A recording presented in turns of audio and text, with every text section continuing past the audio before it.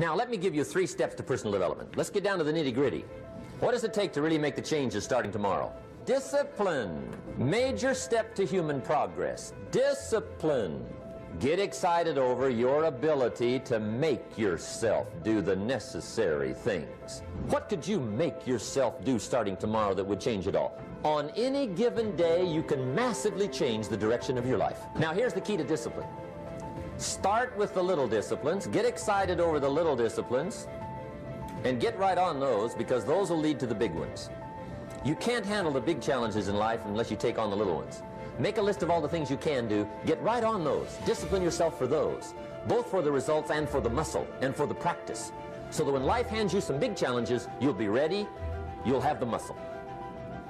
But see, if you don't handle the small ones, you can't take care of the big ones. Here's what else it takes for life change. Self-motivation. Key phrase, self-motivation. I don't know why we call it self-motivation. It's really the only kind there is. You got to motivate yourself. Because I found out you can't change people. They can change themselves, but you can't change them. Lord knows some I've tried. People have to change themselves. So it takes self-motivation to really alter your life. And you don't want to give self-motivation away to somebody else and make it somebody else motivating you. If you wish to be successful, study success. If you wish to be happy, study happiness. If you wish to be wealthy, study wealth. Don't leave it to chance. Make it a study. Some people just go through the day with their fingers crossed.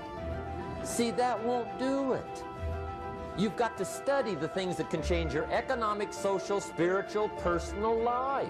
You may not be able to do all you find out, but you should find out all you can do. See, you don't want to wind up at the end of your life and discover that you've lived only 1/10 of it, and the other 9/10 went down the drain. Not for lack of opportunity, for lack of information. All of the successful people I know and work with around the world, they're all good readers. Curiosity drives them to read. They got to know. They just read. Become a good reader.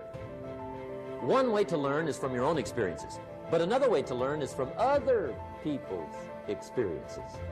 See, one book might save you 5 years if you read it. Did you know there's books on how to be stronger, more decisive, be a speaker, be a leader, have a better effect on other people, develop your personality?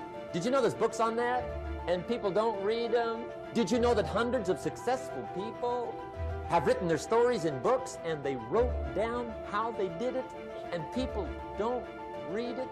How would you explain that? The guy's busy, I guess. You know, you get tied up. The guy says, well, yeah, you work where I work. By the time you struggle home, it's late. You got to eat a bite of supper, watch a little TV, get to bed. You can't sit up half the night reading. And the guy's behind on his car payment. Good worker, hard worker, sincere.